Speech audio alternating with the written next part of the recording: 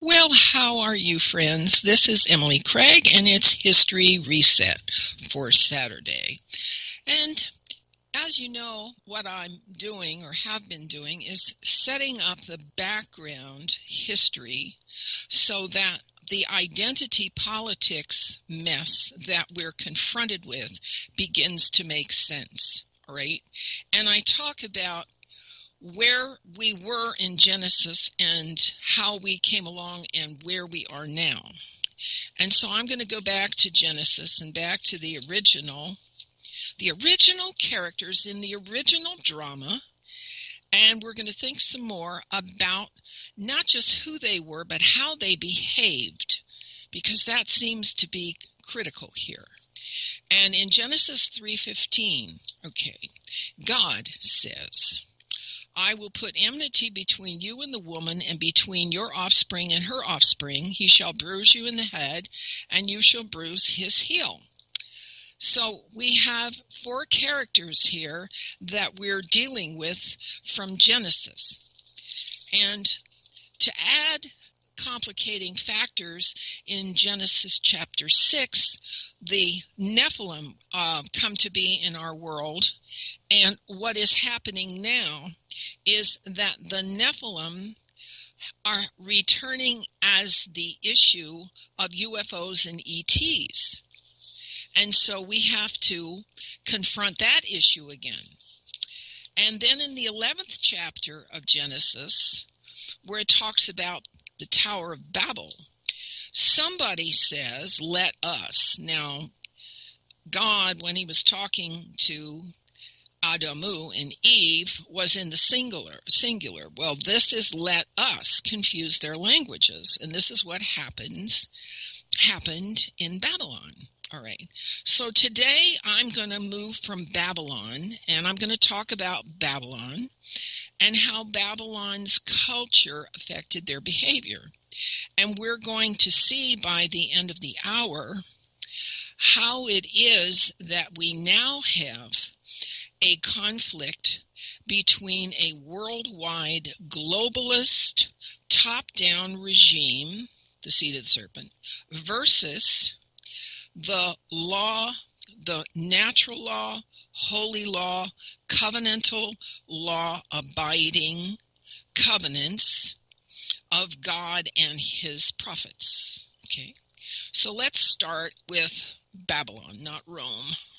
Okay, what I'm doing is just giving you kind of a thumbnail history of the succession of empires that our world has experienced since the flood. Okay, the first one, Babylon the Great, or Babylon. Babylon embraced more than one empire or culture. It was defined rather by dominant idolatries rather than by geographical or temporal boundaries. Babylon is coextensive with the kingdom of beasts, which are corrupted and enslaving mankind, and with whom the Lamb of God must conquer. Babylon was in the charge of religious leaders that were later held to be responsible for all the righteous blood spilled on earth, from the blood of righteous Abel to the blood of Zechariah. Right? What were Babylon's practices? You find a good account of this in a book by the Anglican bishop Alexander Hislop, which he penned in the 19th century. And you can get a cheap copy of The Two Babylons on Amazon.com. And what you find is Babylon operated from the occult modality, the occult ideology, in which all reality is a holograph, is an illusion, and you have to visualize what you want to manifest. And rather than solving problems, you create thought groups, factions that manifest out of their corporate thinking what they want to see occur. This is the Babylonian, the occult method of manifesting a reality. All right. What else did they practice? They practiced child sacrifice. They aborted or murdered children who weren't wanted. They sacrificed dissidents. Okay, they had an active slave trade because they were a conquering empire. It was their intention to garner more and more territory until they encompassed the natural world. Okay, we've seen these empires before. Let's look at Assyria. Assyria had a close relationship to Babylon. Assyria was essentially a military power, and the historical picture left of the exploits is one of great cruelty and rapaciousness. Assyria's religion was largely inherited from Babylon. So Assyria was doing the same thing that Babylon was doing. The religion practiced in conjunction with these gods was animistic. Great importance was attached to omens. Fighting was the business of the nation. Does this sound familiar? Okay. Certain laws dating from the period of Assyrian history illustrate again the harshness so frequently characterizing the Assyrian nation. Mutilation was provided as punishment for certain crimes. Okay, that is also characteristic of a certain religious ideology that we must confront today, which is no longer associated with the Tartarian Empire, but was at one time part of the Tartarian Empire. Okay, so after Babylon and Assyria, we go to Greece. Okay, Greece inherited the empire mentality from Assyria. The pattern in Greece was somewhat similar to that of Canaan, where the various tribes descending from Canaan formed petty kingdoms, often based around a particular city. Like the Canaanite petty kingdoms, the Greek city-states sometimes leagued together and also fought among themselves. Excuse me. The numerous gods and goddesses they described had human form and great beauty, though often being gigantic and superhuman. This comes from Sumerian cuneiform tablets. They ate, drank, slept, had sexual intercourse among themselves or even with humans, lived as families, quarreled and fought, seduced and raped. Though supposedly holy and immortal, they were capable of any type of deceit and crime. They could move among mankind either visibly or invisibly. That's Greece. Same stuff, different day. Let's look at Rome. What about Rome? That empire, was it any different?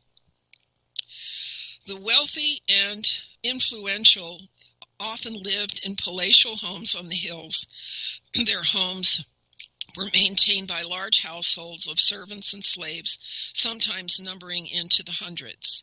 Down in the valleys, the common people were crowded together in enormous insular tenement housing, several stories high, okay, limited in height by Augustus to 21 meters, 70 feet. All right. So the rich were rich and the poor were poor, and that's Rome. Now, if you've looked into Tartary, the Tartary Empire, which collapsed in 1812 and 1847, it was primarily run by the Islamic Caliphate, which practiced jihad, the jizya protection racket, and taqiyya, which is a form of deceit or treachery. So that particular civilization is completely in alignment with the new world order.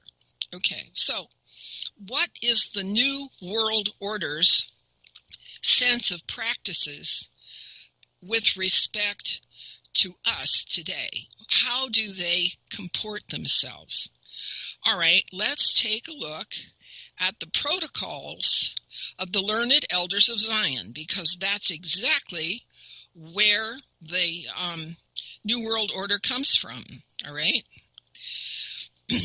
Of the protocols themselves, little need be said in the way of introduction.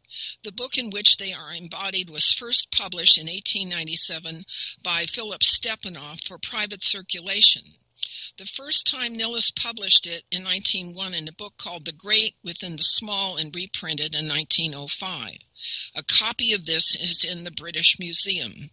I'm going to put a link where you can have a free copy of the Protocols of the Learned Elders of Zion, because this is the playbook for the New World Order's establishment, all right?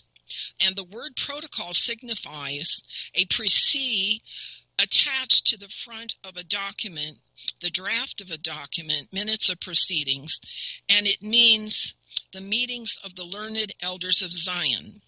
The claim of certain Jews. Now, these are not the Torah Jews, because the Torah Jews are held to certain laws concerning the treatment of strangers, and I'm going to go over those right now, all right? The first one is that of fairness, Leviticus 19:13. Do not rob by violence or grab and retain what is not yours to have. Leviticus 19:13 and Deuteronomy 26:13. Do not rob by lies, tricky deception, or fraud. Okay? Leviticus 19:34-36, Deuteronomy 15:3, 23-21, and so forth. Ensure that scales and weights are correct and accurate. Okay? Do not do anyone wrong in buying or selling. Use standard measures, not two sets of measures, one for the brother and one for the foreigner. This is despicable. Treat the stranger fairly, quid pro quo, in buying and selling, Exodus 22:20-24. Exact financial transactions among outsiders, but do not take part in any usurious over the conventional prime rate transactions, neither as a surety, nor as a witness, nor as a writer of the bond for anyone. Lend to an outsider at favorable, not usury rates, so your name will not be cursed. Treat the alien who resides among you no differently in all ways, for you were once aliens. Okay, this is the Torah. This is holy law, okay? Next, fidelity. Do not marry nor allow your children to marry unknown, untested characters. That's Deuteronomy 7:3. Hospitality. Deuteronomy 23:8 and 9. Ban and exile those who violate the law. Do not exclude other ethical peoples or races from the community after they have resided in peace for 3 generations. Leviticus 25:46. Keep an outsider in community as long as he remains lawful. Okay. Peace. Exodus 20:13. Do not slay anyone, nor cause wrongful death, nor kidnap anyone, taking them where they do not want to go. Deal with a beautiful woman in distress or war with respect. Do not sell her nor degrade her to the condition of a bondwoman. That's Deuteronomy 21:10-14. Or worse, as the nations do. Okay, though that is the law about how we're supposed to treat foreigners. All right. So, but has that law been changed? Well, there are some changes to the way that some Jews who wrote the Talmud when they were in Babylon, the way some Zionist Talmud followers teach Jews about treating children of non-Jews. And these are quotes out of the Talmud, and I cannot validate them, but I will give you a link for these exceptions to Torah behavior down in the bottom there, so you can see what some people consider to be lawful behavior with regard to children of non-Jews. Now, as you don't know yet, okay, I was fostered in a Zionist, socialist, progressive family as an infant. and I was considered to be a non-Jew. And then, lo, half a century later, I found out that I, too, have a Jewish bloodline background. All right, so I have been I started getting interested in religion when I was 6 years old because I had a cognitive dissonance experience in the foster family that I was being brought up in. And so at a very young age, I began studying and shopping churches and finding out about them and what do they believe and how do they act and what's important, okay? And so I've always been sort of with one foot in the church and one foot out of the church, because every church that I've ever walked into has made compromises in terms of the commandments and compromises in terms of the ethos of the Messiah that I just simply couldn't accept. And so when I ran into the protocols of the learned elders of Zion, I realized that Judaism has been split apart it's been split apart the way Christianity has been split apart and Islam has been split apart between those who hold to the original peaceable behaviors and who let go and let God get revenge. Let God do the one. Emily? Avenge. Yes. If you took a question, would you be able to go back to where you were? Sure. You wouldn't lose your spot? I won't lose my spot. No, I'm fine. It's in the chat there if you want to go to it. If I knew where the chat was, I'm on a different browser now. I'm jumping between browsers, so it's driving me, crazy. I'll just read it for you then. Okay. Is it your understanding that the Khazars of Persia are the real bloodlines of the Zionists? Yes. And this has been hidden and altered to suit the Zionist agenda. Well, that's right. And the thing is, in the original prophecy of the seed of Abraham, it was the descendants of Seth, the Semites, okay, who were supposed to bless the world, all right? And the Khazarians, who got caught in a fight between Islam and Christianity, decided as a culture to embrace Judaism as a culture, but they are not Semites. And so their awareness and perception of God has always been very different from the Semites' awareness and perception of God. You notice that the Palestinians, are Semites, and many of the Islamics are Semites, and they have a very profound psychic experience of God, as some Christians do. But the Khazarians don't have that profound and, what's the word I want? They can almost feel God, okay?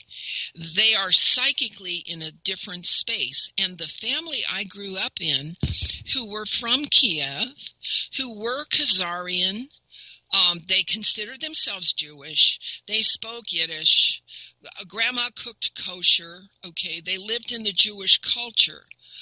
But they were Khazarian and had no tactile, profound aha experience of God.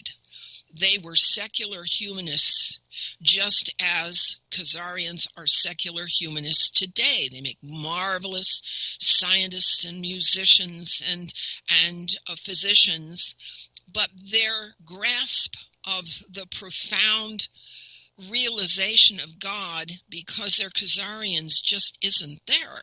And so they have a different outlook on religion itself and on scripture itself and on what they're accountable for and to whom they're accountable. So So is there a difference between the Ashkenazi and the Khazarians? I think there's a technical difference, but they come from the same, roughly the same area of Eastern Europe that used to be part of the Tartarian Empire. all right? And the Tartarian Empire was definitely secular materialist that operated from the occult mentality and the occult symbology and the sacred geometry that built the cathedrals all over Europe long, long ago as sounding chambers. They built them for their physical characteristics rather than as churches, because the Tartarians were very, very secular in their outlook. They know cognitively, they say they believe in God, but they're not into the same kind of accountability principle as an Essene, okay, as a charismatic, as a, quote, believer who believes in Jesus, we'll say, or who believes in the words of a prophet. And so what we're having to face is the secular materialist belief in conquest by force and coercion, rather than the devotional, covenantal, let go and let God, charismatic epistemology of a covenant with a real God. And so the Genesis 3:15 comment about the seed of the serpent versus the seed of the woman is very apt, because we're dealing with two cognitively different mindsets. One in which a communion with God is palpable, and the other in which a communion with a God is unthinkable. It's just absurd. And that's the way I grew up, in a family for whom a palpable communion with a God was just the strangest thing they'd ever heard. My Uncle Albert used to come to me and say, "Why do you go to church?" And I'd say, "Well, because it makes me feel better." And he didn't like that. And then another time he'd say to me, "Well, I kind of envy your belief in this God, because when I die, it's all over and I'm finished. But when you die, you have hope for life after that." And I had to agree, yes. That's the whole issue, is what happens when this body wears out, okay? Is there reason to hope for more or not? That's the whole story of identity politics that we're dealing with now, okay? And the protocol of the learned elders of Zion, and everybody has to read this in order to be an educated human being. This is the secular materialist striving for power because they're afraid of what's going to happen when they die. They're scared because that's going to be the end of it. So they have to perpetuate power, and they have to overwhelm, and they have to consolidate resources. They have to centralize the banks. They have to centralize the military. They have to conquer area after area. Otherwise, they're not safe. Where the people who find comfort and communion with the higher being of God don't need any of those safety nets, because they know when this life is over, there's more. There's a whole universe out there. And that is the fight in Genesis 3:15 that's carried on by the seed of the serpent. Now, we have not really identified yet the seed of the serpent. Who is that now? But when you look at the behavior in law of the different parties, you find out that the people who take accountability to the being of God seriously, they are law-abiding people. They have no reason. They have no reason to go conquer anybody. They have no reason to trespass against anybody. They have no reason to indebt anybody. Whereas the secular materialist who's afraid for his soul's life, okay, is acquisitive and has to accumulate this and accumulate that and have followers and have likes and have this and that. So now you see that the chaos that's before us today has its roots going all the way back to the beginning, all the way back at the end of the flood to Babylon, because we're still dealing with Babylon. And Babylon uses as its tool the fact that our languages have been confused. We have different languages. We have different vocabularies. And so the lawful civil language of social functions is not available to everybody. And so, well, what do you do? How do you make a contract? How do you come to an agreement with somebody who doesn't have the same language that you do? This is the problem we have among ourselves, and we're just the little people. But then you add to this mix the Nephilim, okay, and the ETs who've been coming here all along, okay, and we find when we do the history, when we do diligence on Sumerian cuneiform tablets, and they didn't take a stylus and mark letters into clay and then bake it and preserve it for thousands of years, because they were writing novels and myths and pretend. They put their history into those tablets.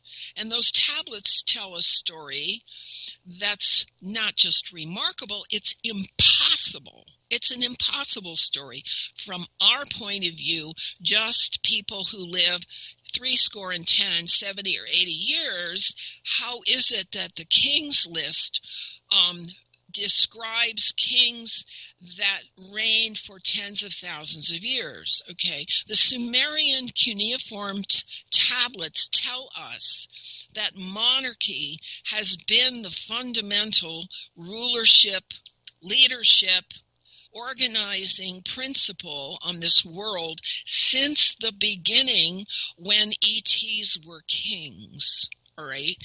And somehow down through the ages, the people decided they didn't like the way the monarchs were doing it, and they began to try to pull authority and pull dominion and pull sovereignty away from kings and queens who were acting like assholes.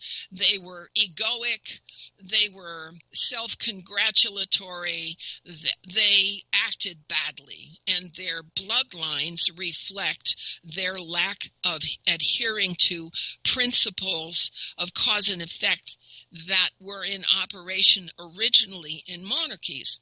And the reason I talk about this is because my dad was a king who was deposed because he refused to countenance or to agree to the reintroduction, the restoration of the empire mentality via the Fabian Society and the Milner Group and Tavistock and centralized banking that his father, King George V, had initiated, because George's grandmother, Queen Victoria, liked the idea of having an empire for the British crown, and so Georgie was going to make that happen with the help of non-governmental agencies and workarounds, so that the monarchy, the way it had been settled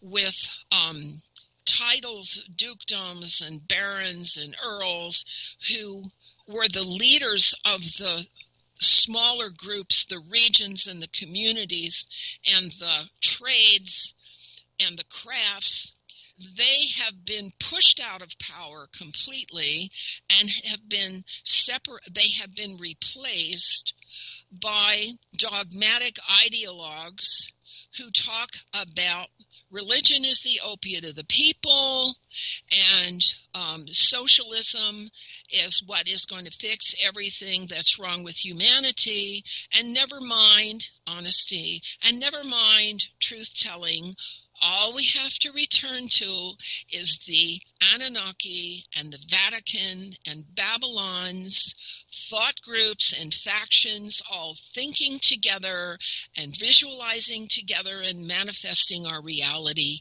that way in the fifth dimensional style. That's what happened just over a century ago.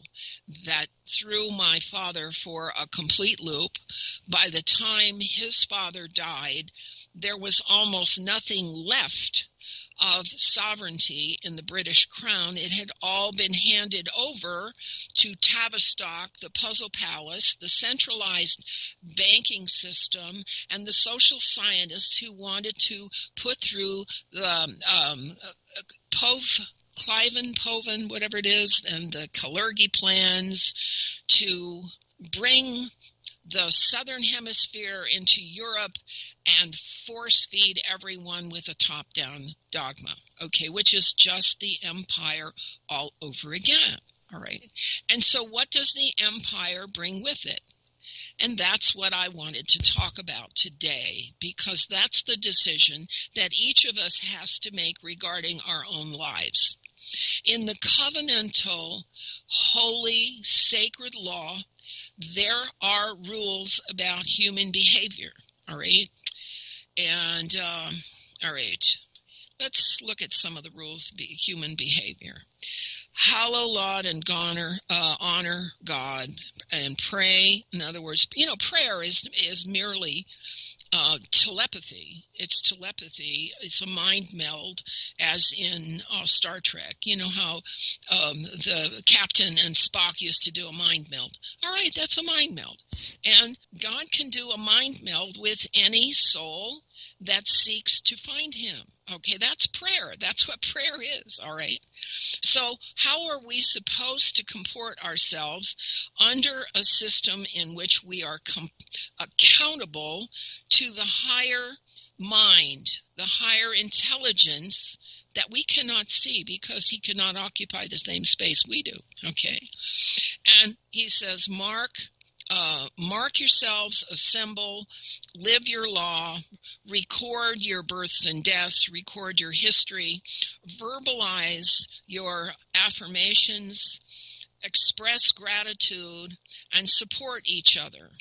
And then he goes on to say, you have to carry responsibility, permit no harm, be self-sufficient, role model, be what you want to see in the world, exercise mercy, endow charity, grant loans to your brothers, accept a pledge for a loan, chasten those who make errors, labor and work for your living, don't live off interest, be a slave to your community, and sanctify people.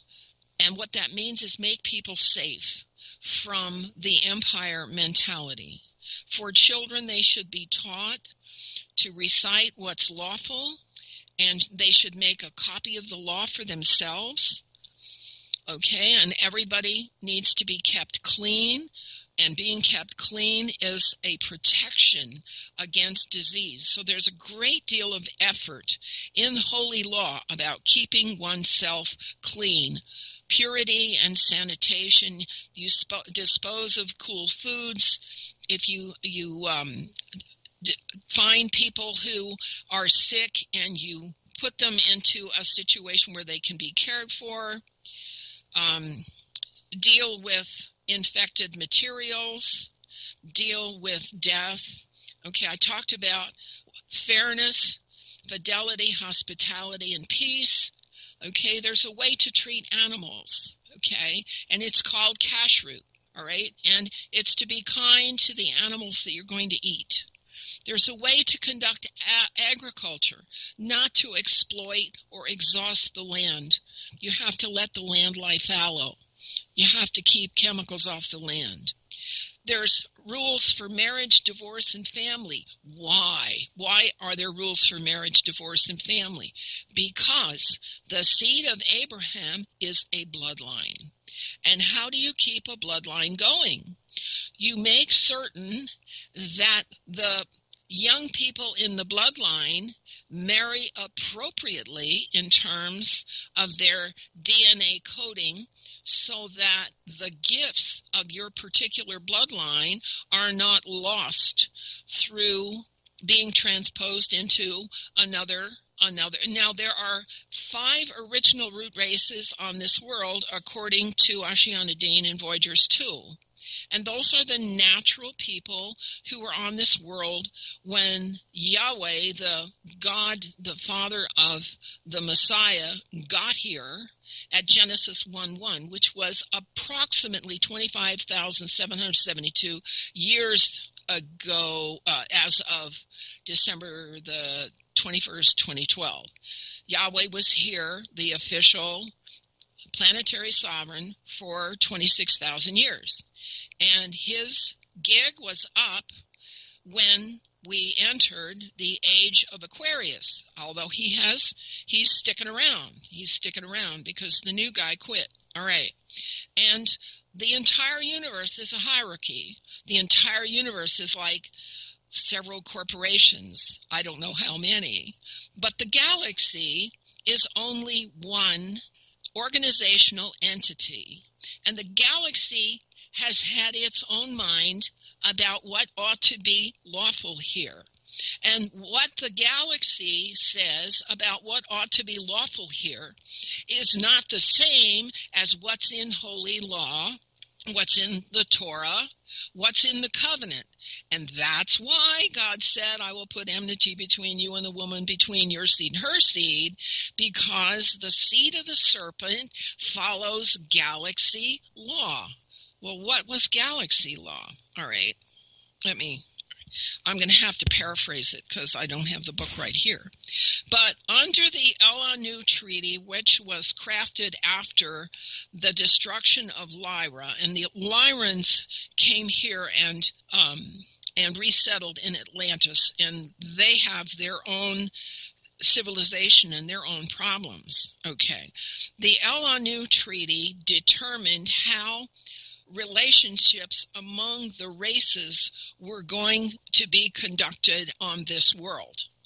And that treaty said that there are superior races, there are inferior races, and it's the job of the superior races to call and police the inferior races. And this is why every empire has been a predatory culling machine for trying to force its ideology, its way of thinking, onto the people as a whole.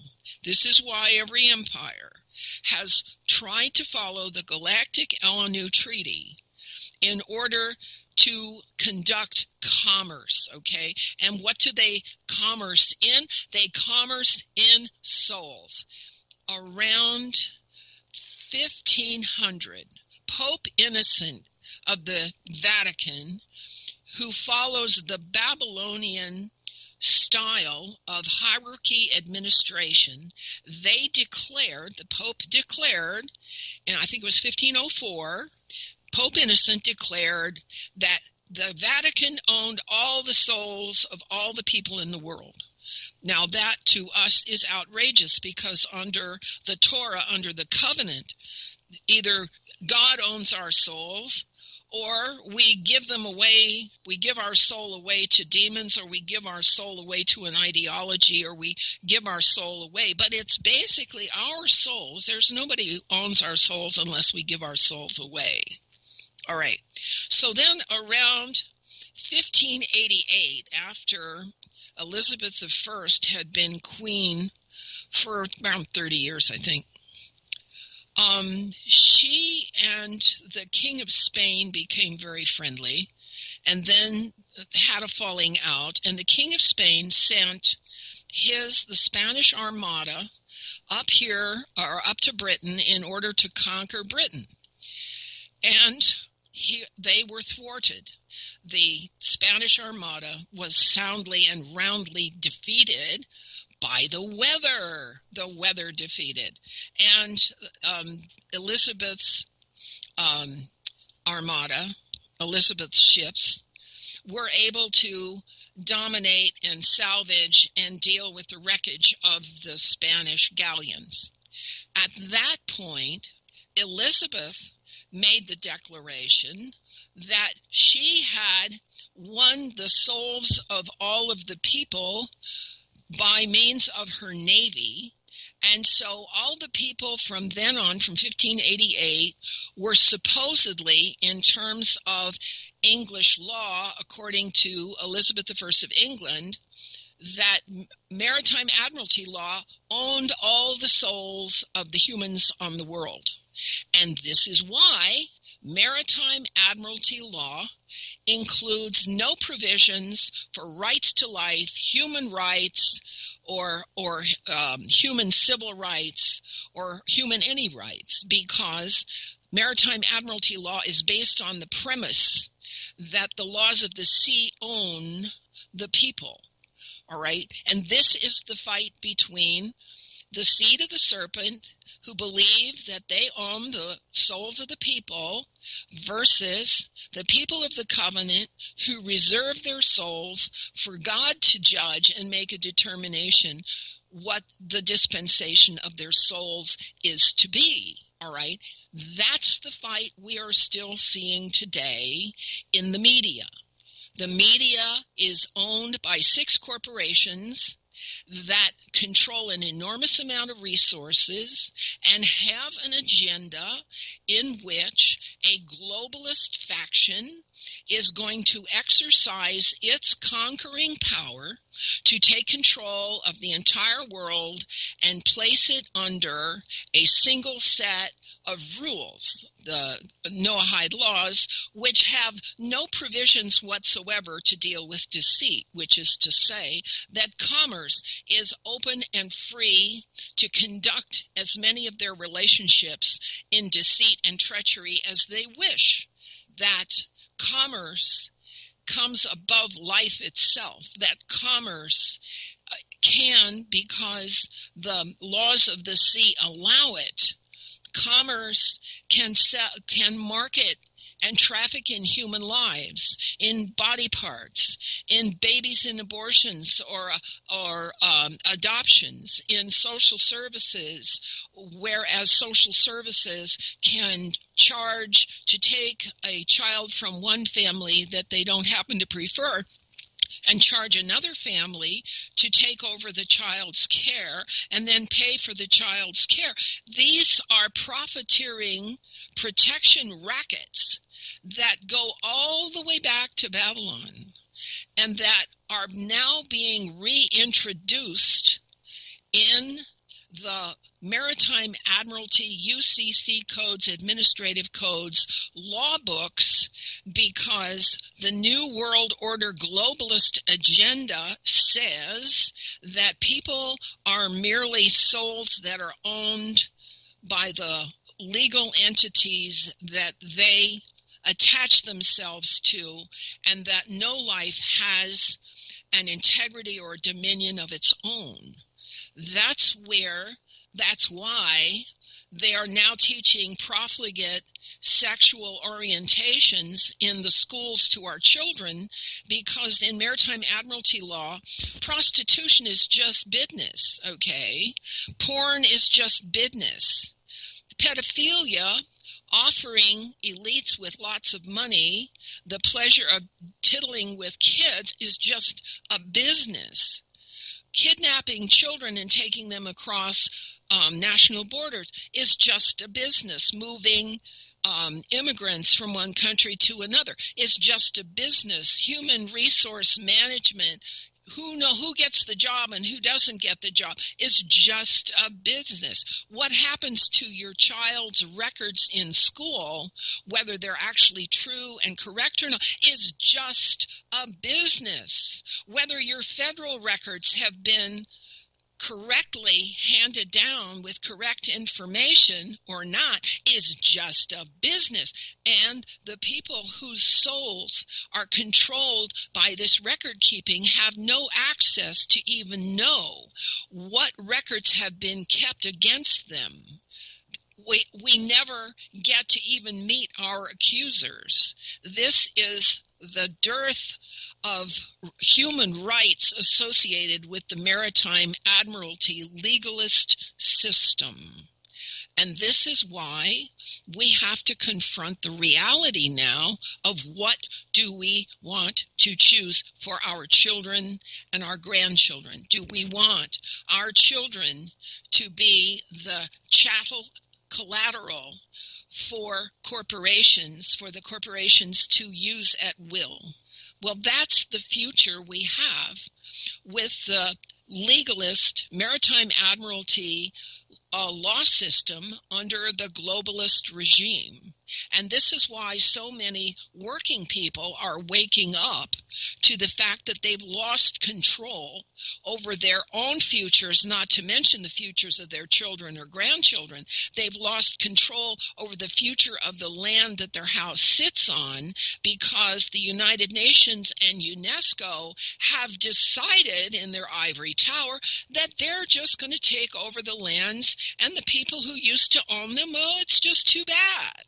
It's just too bad. The people are going to be placed in stack 'em and pack 'em little units of high-rise apartments, and if they ever had a garden in the past, well, that's just too bad, because the hierarchy under the protocols of the learned elders of Zion intend to enslave all of humanity whom they do not just simply cull.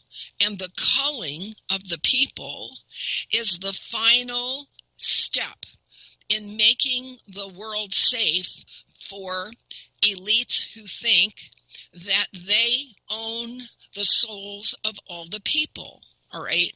So I'm not naming names here. I'm letting everyone place themselves in the category of whether they're part of the seed of the serpent who wants to consolidate power, or part of the seed of the woman who want to be self-responsible in the sight of God and allow communities to make their own determination of their own future and their own outcomes.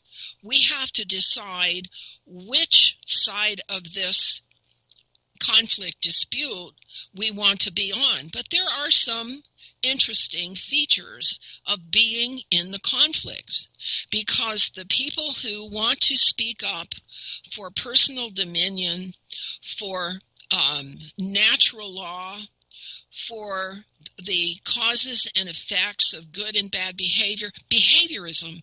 I noticed last time I was at a library and I was looking for a book that I had had in the 1970s. All the behaviorist books had been removed from the library. Okay, only the theoretical academic books are left there. All right, and now I get notices of what is going on in sex ed in the public schools, and in my day that would have been considered so pornographic that nobody would have been allowed to even publish it. Okay, the empire's value system is being rammed down the throats of the people who work. The sexual profligacy, the sexual orientations, the marketing of pointless and useless gaming has become a big business.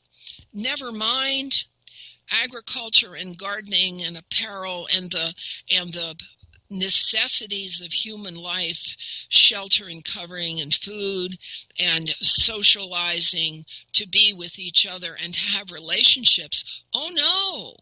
The New World Order wants each of us in a virtual reality in which the only circumstances we are allowed to have any control over are the game that's within the glasses we've placed upon our head.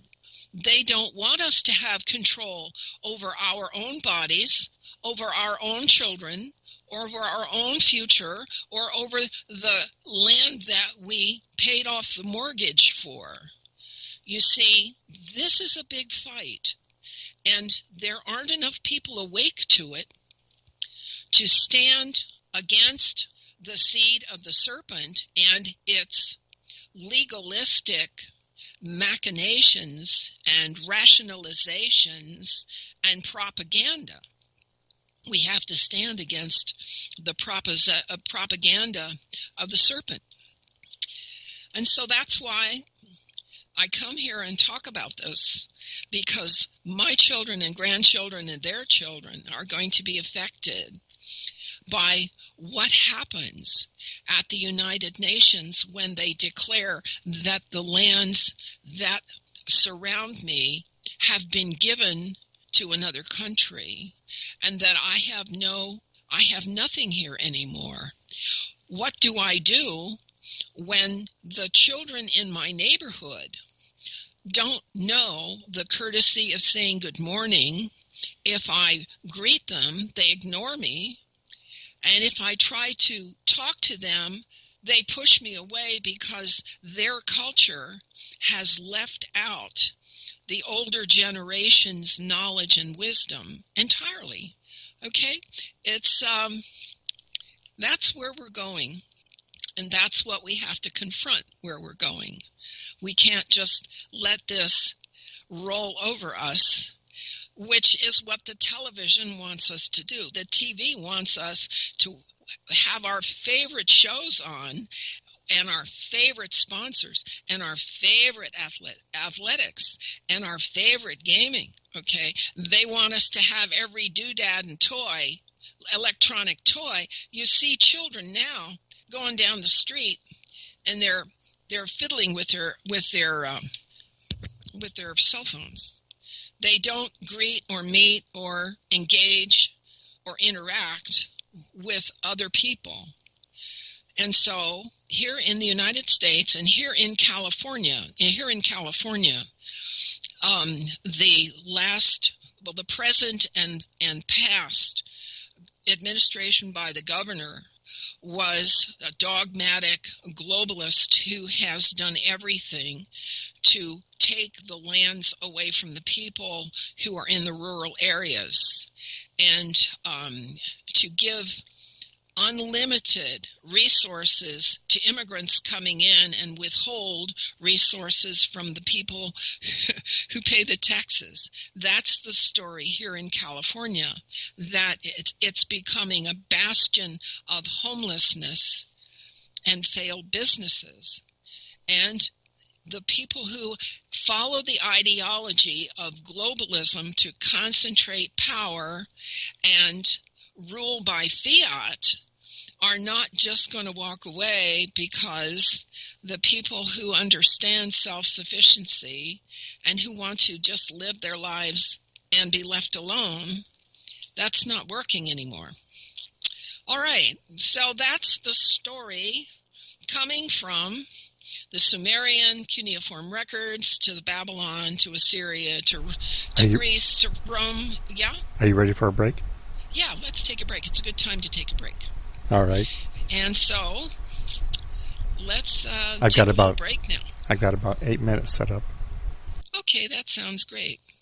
And so that's where we are on this world at this time. Okay, all right. And so here at People's Internet Radio, we're doing our part to make known the conflict and disputes and contradictions and paradoxes that we as the working people of the world have to confront every day.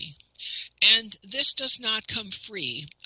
Personally, I contribute here to People's Internet Radio because I feel the obligation to participate in a material way and just not just with my time. You know, and the two works together because we have to be what we want to see in the world, and if we want to see commitment and a restoration of natural and common law, we're going to have to work for it. It's not going to come free. And we also have to know who our adversaries are. And it's not that we're going to be nasty to our adversaries. We're not going to be mean to them. We're not going to do anything to them except hear what they're saying and know that what they're saying is not what they intend, because double talk is the primary quality or characteristic of the empire. I don't know if you've looked at lots of world flags, but if you look at the flags for the Tartary Empire, which collapsed between 1812 and 1847 due to mud floods that occurred all over the world, there were massive reset. There must have been an Armageddon between 1812 and 1847 for all the damage that was done by flooding and mud, all right? And also, right after that time, in the 1850s, there were orphan trains that were organized to pick up children who had survived something or other and ship them to Australia and New Zealand and all over the North American continent to give these children a new home because their parents had summarily disappeared. Okay, we don't have the history of that mud flood. Apparently the historians got wiped out who would have told us the story if they had been here. So if you look at the pictures of Europe, all over Europe, from the 1850s up until about the 1890s, and in America, between the 1850s and the 1890s, you'll notice there's these large expanses of whole cities and whole towns and megacities where the architecture is still there, but there's nobody on the street. There's nobody on the street at all. I have a picture of the program for the 1950 World's Fair in San Francisco, and whole segments of the architecture in San Francisco after the World's Fair, it was all torn down. These huge and elaborate buildings were torn down. And that is an experience that happened in many cities across the world between 1850 and World War I. So we know something happened, but we don't know why. And it seems to have mimicked an Armageddon in terms of the amount of destruction, but the history of it has been left for us to only imagine, all right? And so we need to create the history for our children and grandchildren. And what I think about in terms of creating the history for the next generation is journaling, is simply journaling, keeping a journal, okay, keeping a diary for your children and grandchildren, because we're going through tremendous changes and alterations at this time in terms of weather, geoengineering, and chemtrailing, and the extreme weather that we are having. In California in the last 2 days, there was a 6.4 earthquake day before yesterday and a 7.1 last night, okay? I live right here in the earthquake belt, so we can expect another one anytime soon. I don't know if you've been in an earthquake. California is famous for its earthquakes. I have been in a few, and it's when the ground turns to a boat or to jello, okay, and the ground actually flows. It's pretty scary. But I try to be philosophical about it, because none of us, not one of us, gets out of here in an intact meat suit in any case. You know, our soul occupies this meat suit, and we do the best we can while we're here. And we try to look out for the younger generations. And this is a good time to be vigilant about that and to be able to identify and recognize who you know is on which of these two sides, the seed of the serpent versus the seed of God's woman, the people who are obedient to the spirit and will of God. And we have different books that talk about the spirit and will of God.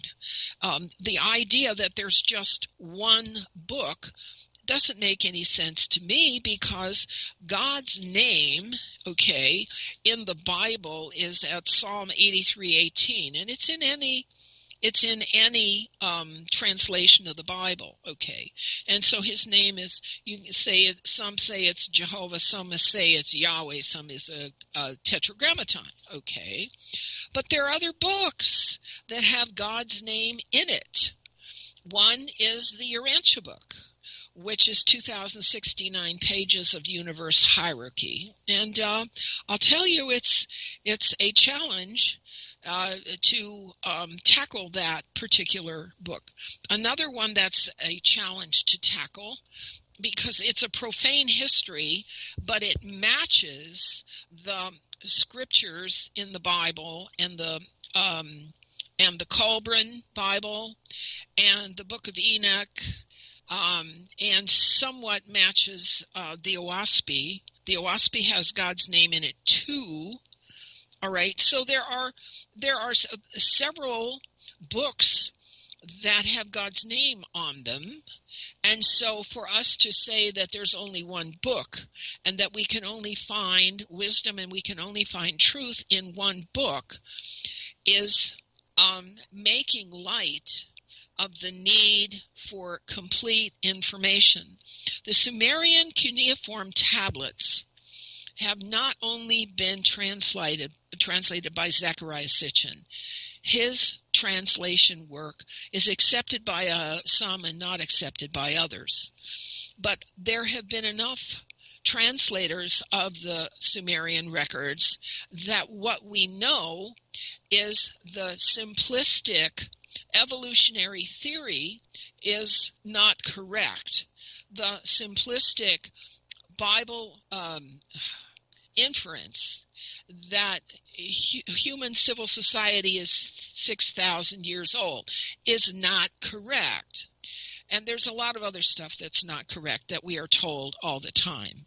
And one of the tasks that we have to accept if we want to be who we want to see in the world is we've got to sift and sort the bitter from the better, and we've got to read in between the lines, and we've got to figure out what that we're being taught is true and what we're being taught is not true. There's more that's not true than there is that is true. We all know the conspiracy theories that officialdom, and I use the word dumb deliberately, deny. We all know that those conspiracies have a substantial backing in terms of facts. I personally have published 2 books on the 9/11 conspiracy. All right, there's also the Flat Earth conspiracy. There's the Hollow Earth conspiracy. There's the JFK conspiracy. There's the JFK Jr. conspiracy. There's the Oklahoma City 95 conspiracy and the World Trade Center 93 conspiracy. And there's the Ruby Ridge conspiracy, and, and on and on and on. What I am witnessing is that the people who endeavor to tell the truth about events somehow disappear, or they suicide themselves, or they heart attack themselves, or something like that happens. I have a whole page on Facebook of departed martyrs, of people who tried to tell the truth about what was going on around them, particularly about corruption, about double talk, double dealing, about people in high places who aren't doing the job that they were hired to do. And they leave suddenly and with no explanation. All right. This is one of the facts of our current society, that you may not just get disappeared physically. You may be just merely deplatformed because the powers that be don't happen to prefer what you happen to want to say. All right. That's happened to me at YouTube. I had 2,800, almost 2,900 subscribers on YouTube one day, and the next day I had 0. And so I had to start over, and now I'm up to about 30. But the distribution that my videos used to have is gone. I might as well have just disappeared off the face of the earth. And this is what the seed of the serpent is doing in order to suppress the real, true information about legalism and the use of law to enslave people. That's the reality of it, okay? The City of London, the Inns of Court, the Bar Association have engaged in the confounding of law between laws of the land and laws of the sea for about 400 years, and they've done it as a form of gaming for their own personal aggrandizement, because, you know, they charge fees based on how many services they can dream up in conflict situations in order to win. Okay, again, they're gaming. The Wall Street financiers who control enormous amounts of money are gaming the financial system. And now we have Bitcoin, another game in the financial system. And we have people buying gold and silver, another game in the financial system. And finding some stability and a path into a sensible future is becoming a very challenging situation for not only parents, but for the children and the grandchildren who in the public schools are not taught the vocabulary of problem solving. And so those kids are defensive, they're defiant, they're arrogant because they were taught that they're just fine exactly the way they are. I like you as you are. I wouldn't want to change you. Remember Mr. Rogers' Neighborhood? That's what he taught our children, that they didn't have to strive. They didn't have to challenge themselves. I've got another question for you. Yeah. What? Graham wants to know, what are your views on the effect of Maunder minimum in the terms of the teachings? Maunder. Tell me some more about that. I don't know what it is. He sent me a link. Okay, well, he sent you, a Maunder. That's a Maunder. Oh, the sun. You know, we have... Yeah, it's got something to do with the suns. Yeah, okay. We have an artificial sun now. It has been an artificial sun since our little old sun went dim around 2003.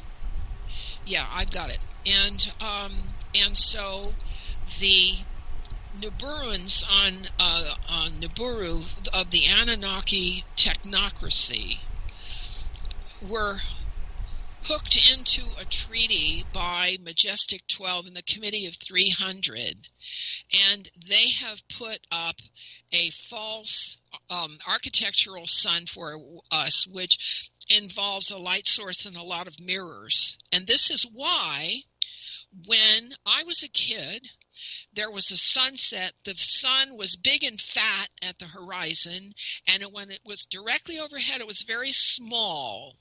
With the artificial sun, that has been reversed. Now when the sun's overhead, it is so enormous you can't even bear to look in its direction. But when it's at the horizon... And it's twice as hot. When yes, it's during, it's up in the midday. And at the horizon, it's not only getting smaller and smaller and smaller, but it's moving to the right instead of going down. That's an artificial sun. And the truth about it is not being told to us. And so whatever the Maunder minimum might be contributing, as far as I'm concerned, has zero credibility, because they're not talking I just sent you a link. They're not talking about it. I just sent you a link.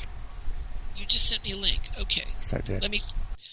Okay, because I'm at the link, cause of global climate changes, and they're blaming the sun, which is in part true, because it is an artificial, a techno artifact that can be... Its settings can be adjusted. So, of course, it can do this or do that. Duh. That doesn't take brain surgery. to understand. I've heard a lot of speculation say that the sun is actually a hologram now, and so is the moon. The moon has a hologram over it. Okay, we don't see the pure moon. There's a hologram over it since NASA bombed the south pole of the moon on October 9th, 2009 with 2 empty rocket casings. Okay, so they put a holograph over the moon, but the moon is still there. It only has about half as many occupants on it as it had in 2010. It used to be very crowded, and so now it's there's fewer people there, and like most moons, it's a very diverse society with a lot of different races on it. Some of these races would really surprise some of us because some of them are dark matter beings that only exist in black light, and so they're transparent when they're in white light, so we wouldn't see them, but they can't see us because we're not in their black light. I have I'd like to send you a picture of that. Can I send a picture to the internet radio chat room? Is there a way to do that? You'd have to post it on your blog and then send the link there. Yeah. Post it on my blog and send the link there. On the people's internet. Oh, I see. Post it to your page. Yeah. Post it to your page. On my page. Okay, yeah. I can put it on my page. I can do that. Cool. Yes, because the difference between white light people and black light people is very interesting. Oh, I'm getting no, you can't put anything here. I can't put anything there. On your page? Yeah. On my page. Not allowed. Oh, well. All right, but I'll find a way to get it up in the next few days, and it'll be up for next week. But black light people are transparent to us, and we are transparent to them. And there's both on the moon. There's big people and little people and different colors of people. There's all kinds of people on the moon. It's a society that's dominated by men with beards and turbans. And you see Sikh turbans and you see Islamic turbans. So it's a very, shall we say, demanding, very highly controlled social situation up there. I would not want to go there, I don't think. All right, and Mars at this point no longer has detectable carbon dioxide, and so apparently it is no longer inhabited at all, and that's why Curiosity is seeing almost no signs of life at all except artifacts that were left over.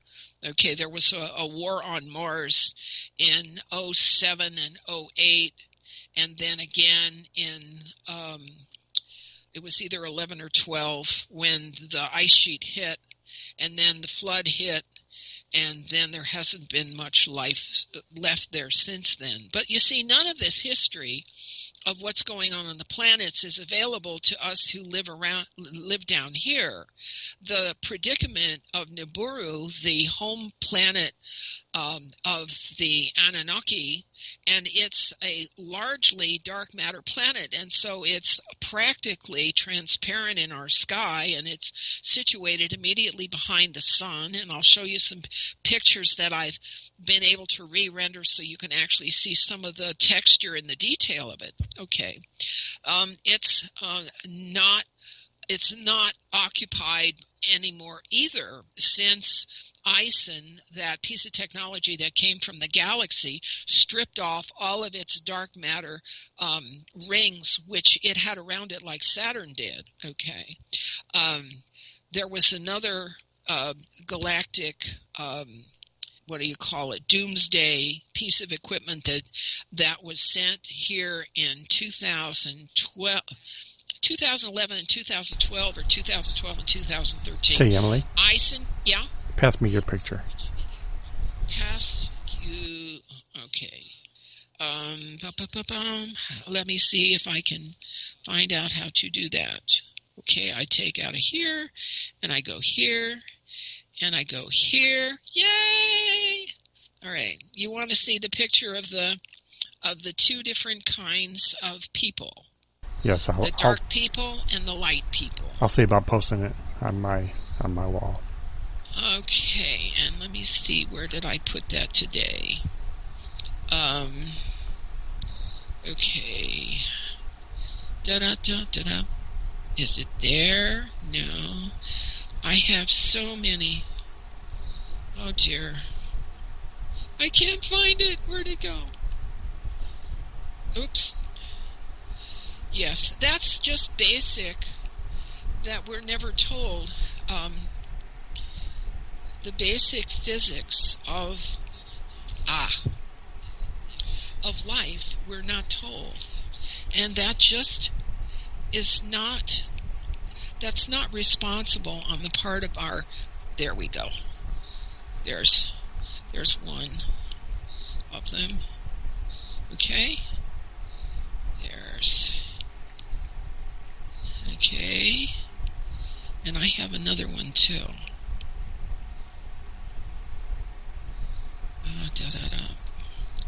Did you get it? Nope, not yet. Well, wait a minute. Oh, here. Okay, there it is. Sorry, I didn't hit the button. All right. And there's two images. Yeah, there's one. I gave you one, and I'm going for the second one. Okay. Okay. This. Is it under? Nope. And angels, you see, are in the dark spectrum, so we don't get to see them. But they're there. And here's a sylph. Okay. There we go. And okay.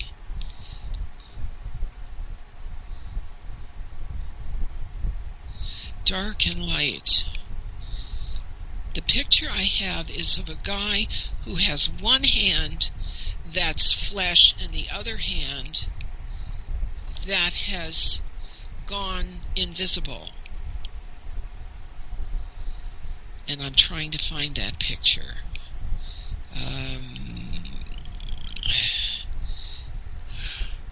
Planet, social history, Tiamat?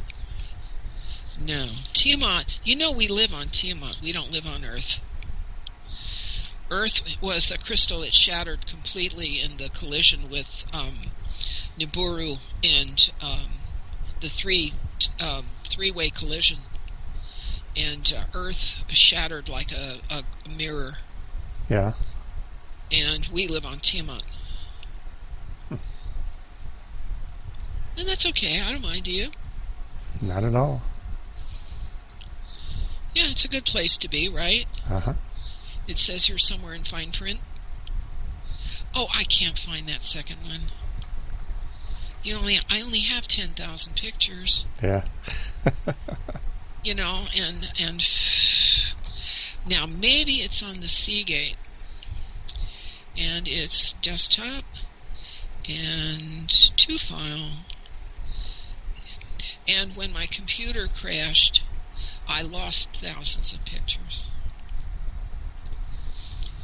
And there's just nothing, you can do sometimes.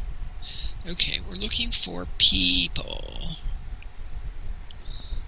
Whoops, it's not here anymore. All right, I'm going to have to send you that other one, but you can see what it looks like on that one picture I gave you. Here's people. Yay! Anomalies.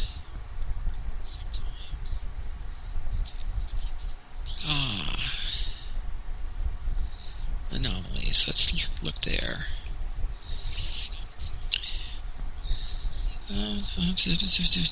There have been so many giants that have come here, and the press treats them like nothing. I have a video over in my Bright Eon folder of a Nephilim that was in a parade in 1944 in Japan. And I've seen that video. He stood twice as tall as a horse that was walking in front of him. As a man on a horse, yeah. As a man on a horse. He was, twice as tall. Now, why can't we know about this? Because it doesn't fit into the narrative.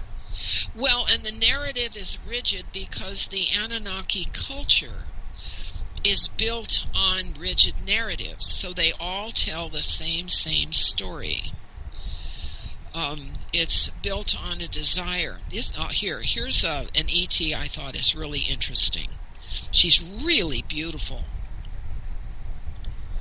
Isn't she something? Mm-hmm. How come we've never found out what her name is? Yeah. Or where she's from? That's why all this talk about disclosure is really bullshit, because they're not getting the names and the origin of the people that they claim are coming here. If they really thought of them as people, they would give us the names and addresses, name, rank, and serial number, right? Uh-huh. And so that's how we know that they're just gaming us, because we never get the name, rank, and serial number. Here's a cute guy. Isn't he cute? Yep. And there's no reason to think that he isn't just as intelligent, or she isn't, as we are. Maybe even more so. So, I can't find that picture. Save my soul. Family. Is it in family? I don't think so. It can't be in family. No. I don't consider myself as a ET. Do you? Do I consider myself an ET? Yeah. Some people think of themselves as human, and some people think of themselves as ET. This is one of my favorite pictures of myself. Isn't that great? All right? Uh-huh. Yes.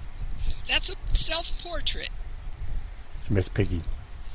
Miss Piggy. Yes, I just love Miss Piggy. She's got such a good attitude. I'm still looking. And all the folders got mixed up when I had to change computers. So that's how it works.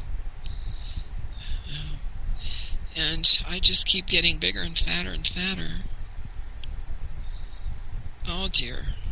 But I remember my life as a Reshka gal more than this life at all. I know more about a Reshka gal than I really ought to know. And my son Nigashita is still my son. And my Aunt Ninma is out in Hawaii. And my great-uncle Enki, who's the Anunnaki king, I still hear from. And, and I know of other people like that whose memories from before are more vivid than what's going on now. Yeah. Do you think the Jinn are off-planet ETs, or?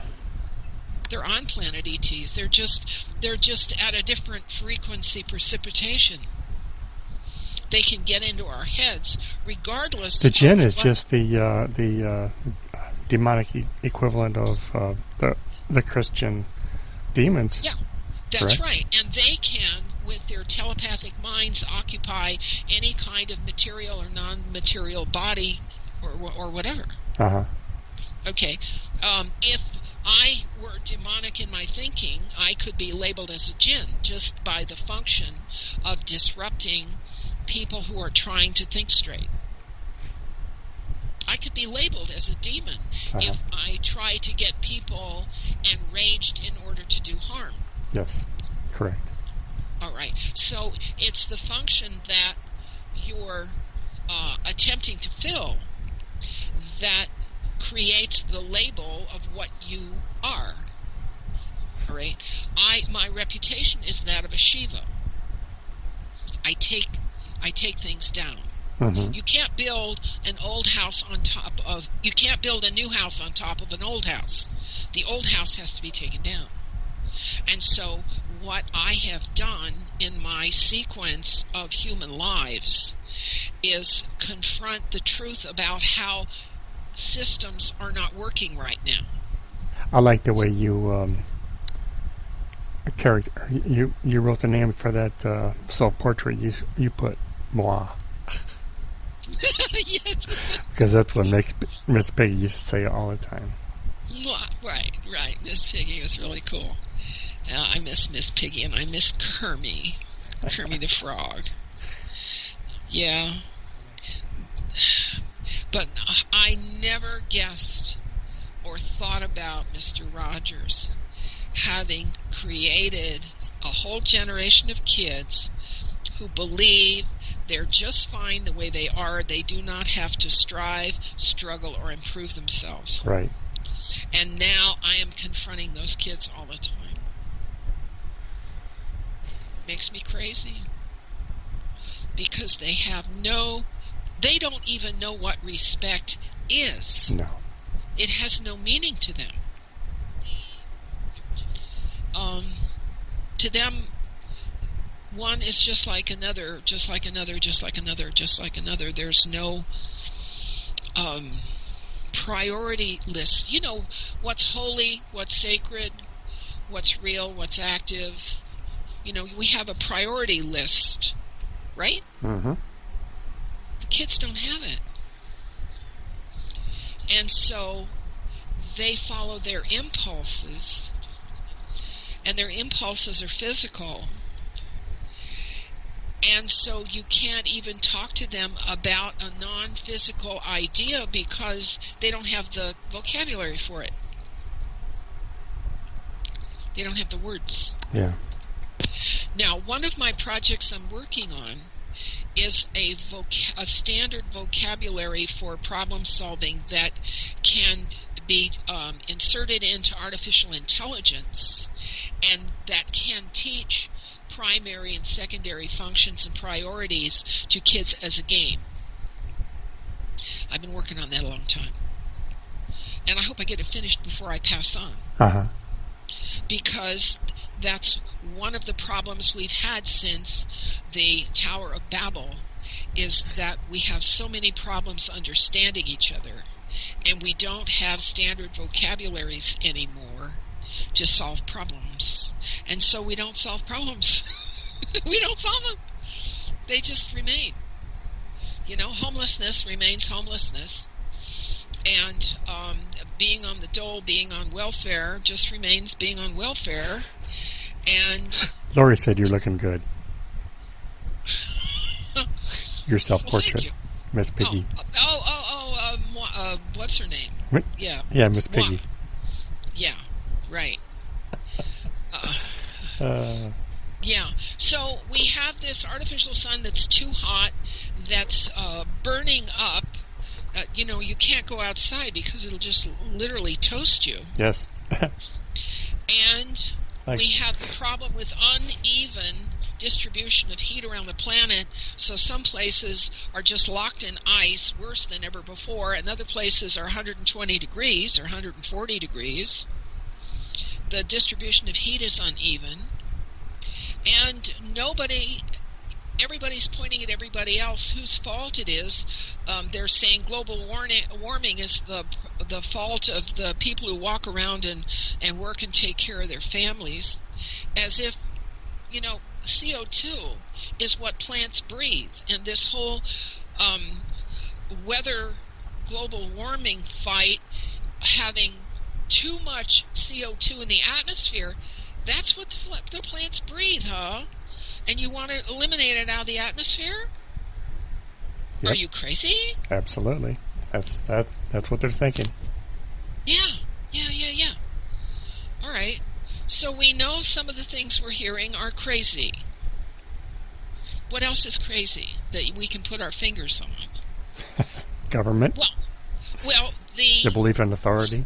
The belief in authority is rational because there are people that know more than other people do. All right? You're trying to argue apples and oranges, though. Yes. There has to be a priority in which some people can lead other people. There's knowledge is power. I do recognize that. Knowledge is power. Knowledge is power, and the people who know things are the ones who lead. Okay, that's not a problem. Where was I going with that? You were trying to substantiate why about authority. Oh, okay. So authority has a legitimate function, that of leading according to knowledge. Okay? Leading according to having the best knowledge. Okay. That's but when they have wrong knowledge, when they have no knowledge, when their knowledge is self-aggrandizement, they should not have authority. I still say you're trying to argue apples and oranges, because having more knowledge doesn't mean that you are going to be more moral, or you're going to be less tyrannical, or you're going to be more of anything else. Okay, and that's the matter of value. Okay, there we get having knowledge is on one horizontal scale and value is on another vertical scale, so that there's an exchange of characteristics that has to operate in order for leadership to be effective, in order for leadership to push the graph toward the positive rather than pushing the graph down toward the negative in terms of outcomes. Okay? Yes. All right. Well, you were getting into the straw man argument earlier with admiralty law, and Graham just mentioned leaders need to be accountable even if they lead. UCC Admiralty is not accountable. No, there's no accountability. That's the problem. When you get into semantics, which is how they basically lead their system, is with semantics and that. Word games. The guy, word games, spelling. I have God just said. made a friend. God said. I made a good friend with a guy who got himself sovereign. Okay, he got out of the system, and he was declared a sovereign, so the cops wouldn't touch him. And then he realized, as a sovereign, he couldn't function. So he couldn't function in the system. No. Yeah, right. So now he is learning the maritime admiralty system itself in order to work around the he doesn't have to. problem. All he needs to do is work his land, plant his food, and get fresh water and have his shelter. That's all he needs. He doesn't have any land. He has to work the system because he's landless. Being landless means you have to work the system. And that's my problem also. I am landless. But you see, if I wasn't landless, I wouldn't be doing this. The people that are in control, the way they substantiate their rule over us is we are not sovereign and we are not humans. I don't really want to be a human, because a human being in their law books, their definition is nothing more than a animal or a monster. It's an idiot. It's a monster. Okay. Exactly. And so what Ben is doing, he is learning how to use the maritime admiralty law against the people who are using it. He's working around it, and he's teaching me the system. Well, they're going to try to trip him up some way. Oh, yeah, and they do that all the time. Yeah. But for him, it's a game, and we have to look at it as a game we have to master, just as it's a word game. Yes, and thrift is a finance game we have to master, and hygiene is a body care game that we have to master, and negotiation is a verbal command articulation. You don't have to own your own land, though, Emily. You don't have to own your own land. You can be gifted land by someone, or you could be promised land by someone. Okay, well, that's fine, but Yeah. all of the above does not apply to this particular person. Uh-huh. If you're landless, if you have no land, no access to land, you're in a situation where you have to learn to play the system. Mm-hmm. Okay. If you have land, you still have to play the system because you have to hang on to your land. Because unless you have the allodial title to your land, you're going to be taxed. All right? Mm-hmm. You're going to have taxes and liens to deal with. All right? And so this particular guy is teaching me about taxes and liens and how he's using the system to survive in a landless state. Yeah. And he's doing pretty well at it, and I'm learning a lot about it, and I think it's going to give me the direction Yes. to teach the game to children how children can cope. I just scrolled up. Lori said something. I just said, you do not need land. You use it with respect. You can be gifted land by somebody, or you can be given land by somebody. You don't have to own it. I don't think that it's possible to own it. No, you can't. You can't own anything unless you can make it. Right. By God's law. Oh, okay. I'm hearing what's going on in the... There we go. I'll turn this off. Okay, cool. You're hearing All what? right. You can be gifted land, and then you have conditional title to it. Correct. And then you have to be able to respond to the conditional title. If you don't respond to the conditional title, you lose the land. If you don't pay off the liens, if you don't pay the taxes, you lose the land. You lose the title to it. Well, the crown or the queen or the pope or whoever, they don't own the land either. I believe they have the allodial title, which says that they have a legal title that nobody else is able to break at this time. Legal and lawful are two different things, of course. Exactly right. Exactly right. And this is what, at this advanced age now, I'm in school. I'm learning this. Yeah. Because it needs to be taught to our children, and it's not being taught to our children. Have Emily ever heard of David Wynn Miller? No. Tell me about David Wynn Miller. You just got in chat there, huh? Yeah. Who's David Wynn Miller? It's going to take about 30 seconds for that to get to him, so. Oh, I see. There's Okay. quite a bit of a delay. I see. Okay. Who's that? All right. It's Patty. Patty Brosnan. Yeah. I haven't talked to Patty before. Oh, David Wynn Miller. Yeah. Okay. Okay. He's new to me. Yeah. One of the things that Ben is doing for me is showing me how simple the game is. Uh-huh. And that, for me at my age, that's real help. That's a real help. At this age, learning the law, the two forms of law, and his explanations, in other words, California law is as different from Nevada law as French law is different from German law. All right. That's part of it that I didn't know before, and this is all news to me. And so I'm just delighted to have this new friend who is so excited about having a student to teach. Yeah. I'm going to be gone for about 3 or 4 minutes. I need to make a plate of dinner, and then I'll be right back. So, yeah, go ahead and continue on. If Patty explains who David Wynn Miller is, or anybody else has questions, you have the chat right up there. I usually only go for 90 minutes. I know. I've been keeping you on here, trying to.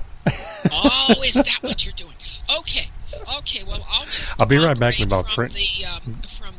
Yes.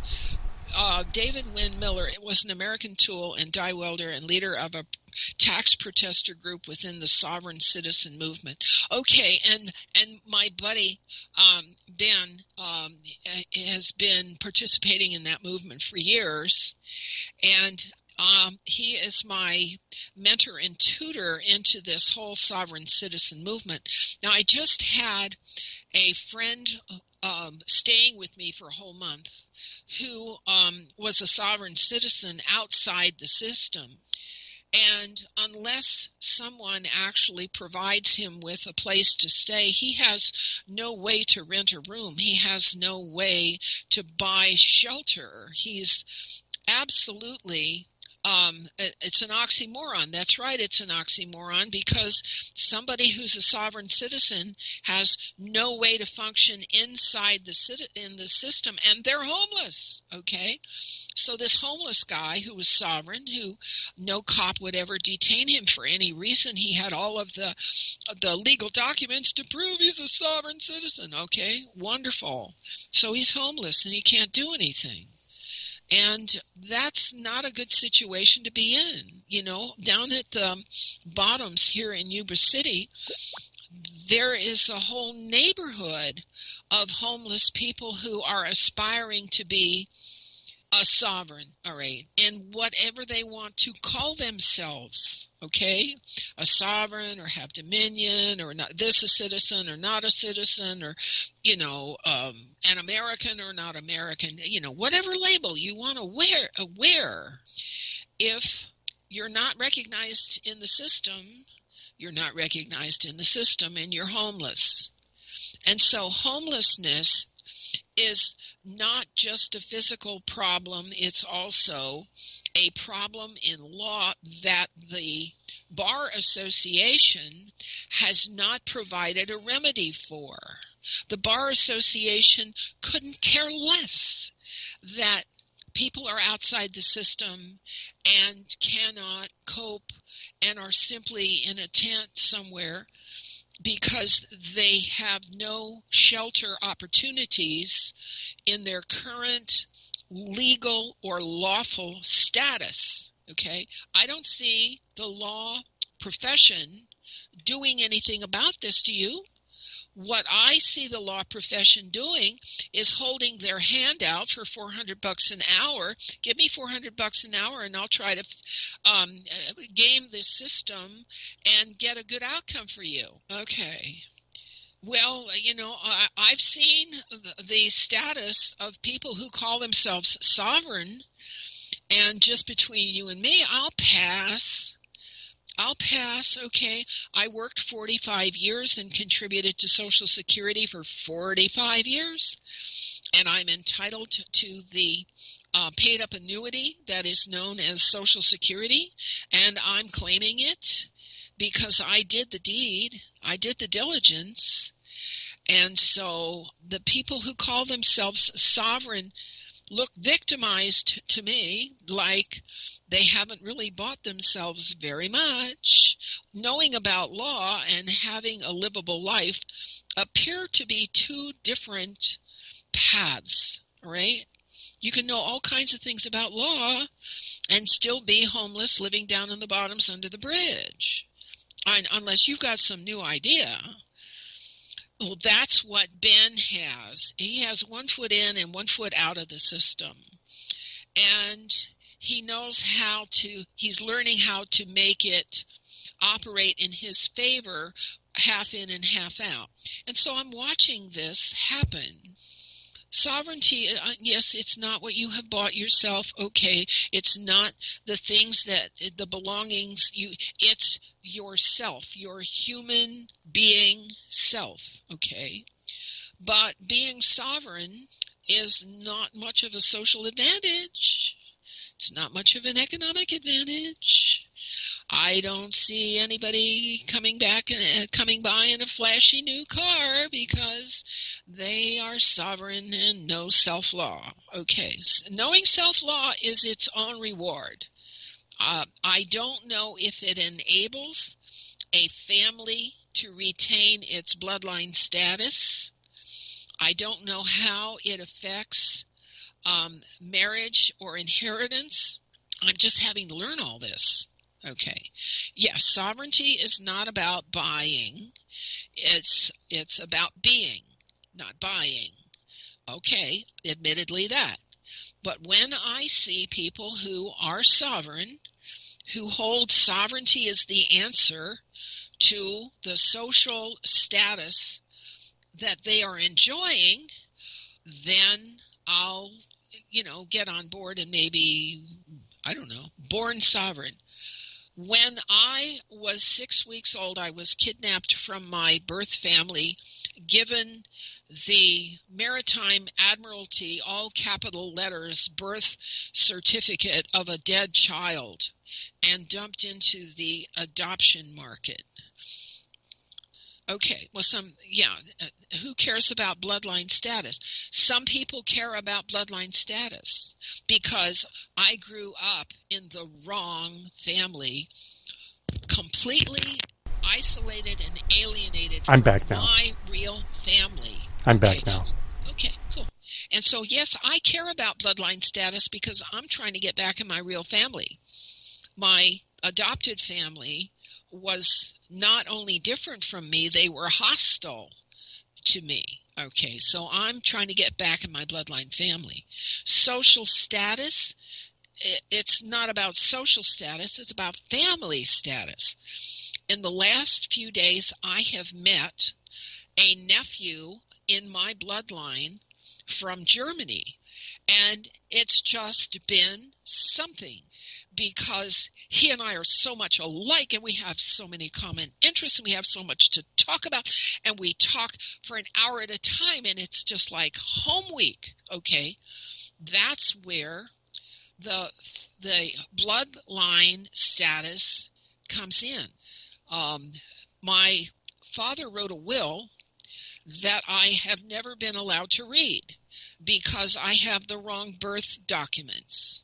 So I'm trying to get the birth documents fixed so I can read what my father's will had to say and find out about his medical records. And I have a sister that I've never met that I want to meet. So you see, bloodline status is not just about society. Yes, it's about individuals who were brought up in the wrong bloodline and suffered from the alienation of not fitting in their whole lives. That's why I do a lot of the spade work and research that I do, because there are a lot of people who have no bloodline status. Look at the number of people coming across the borders who have no connections, Oh, he died last. Well, we all go. We all go eventually. So before I go, I've enjoyed our conversation today. Thank you, Steve, for producing our show today. And it's nice to involve the folks at the chat room. And next week, realizing that the empire is our greatest adversary, next week I'm going to look at how the elements of the adversary have compromised and deleted our actual history in order to maintain control, because I think that's how we're going to situate ourselves in the current identity conflicts that are going on around us. You know what I'm saying? All right, you guys. It's time to go. So we'll see you all next week. And thanks for coming to History Reset. You really helped me learn too. Yeah. What's this? I'll go there and see what this is. Oh, David Wynn Miller. Okay. Yes, my tutor in law spent some time in jail, and he learned a lot that way too. So we'll see you guys next week. Good night.